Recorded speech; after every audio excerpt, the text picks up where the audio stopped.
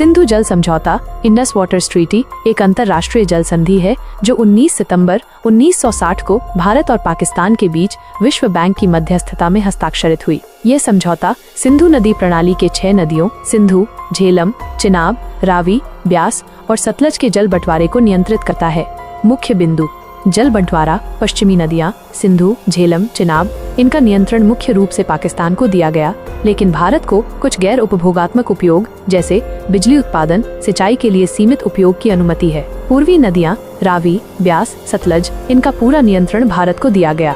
भारत को पश्चिमी नदियों से 33 मिलियन एकड़ फीट MAF पानी का उपयोग करने का अधिकार है, जबकि बाकी पानी पाकिस्तान को जाता है। प्रमुख प्रावधान: दोनों देशों को अपनी नदियों पर जल विद्युत परियोजनाएं और सिंचाई प्रणालियां विकसित करने का अधिकार है, लेकिन समझौते के नियमों का पालन करना होगा। भारत को पश्चिमी नदियों पर रन ऑफ द रिवर बांध बनाने की अनुमति है, जिससे पानी का प्रवाह बिना रुके पाकिस्तान तक पहुँचे। दोनों देशों को जल संबंधी जानकारी साझा करने और आपसी सहयोग की आवश्यकता है।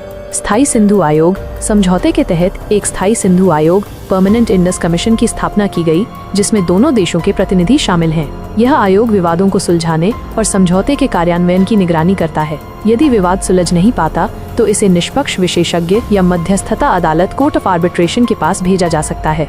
विवाद और चुनौतियां: भारत द्वारा पश्चिमी नदियों पर बनाए गए जल विद्युत प्रोजेक्ट्स जैसे किशनगंगा और रातले पर पाकिस्तान ने आपत्ति जताई है, दावा करते हुए कि ये परियोजनाएं पानी के प्रवाह को प्रभावित करती हैं। भारत का कहना है कि वो समझौते के नियमों का पालन कर रहा है और ये परियोजनाएं केवल बिजली उत्पादन के लिए हैं। हाल के वर्षों में विशेष रूप से भारत पाकिस्तान के बीच तनाव बढ़ने पर भारत ने समझौते की समीक्षा या रद्द करने की बात कही, लेकिन अभी तक समझौता लागू है।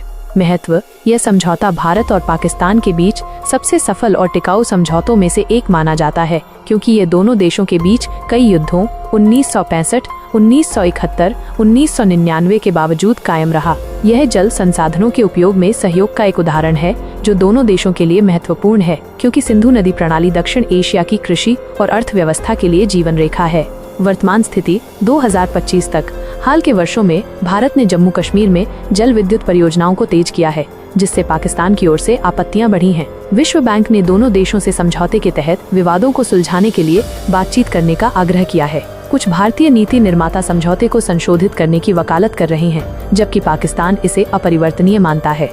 निष्कर्ष: सिंधु जल समझौता दोनों देशों के बीच जल संसाधनों के प्रबंधन के लिए एक महत्वपूर्ण ढांचा प्रदान करता है, लेकिन बदलते भू राजनीतिक और पर्यावरणीय परिदृश्य में इसे लागू करना चुनौतीपूर्ण हो रहा है। दोनों देशों को सहयोग और संवाद के माध्यम से इस समझौते को बनाए रखने की आवश्यकता है।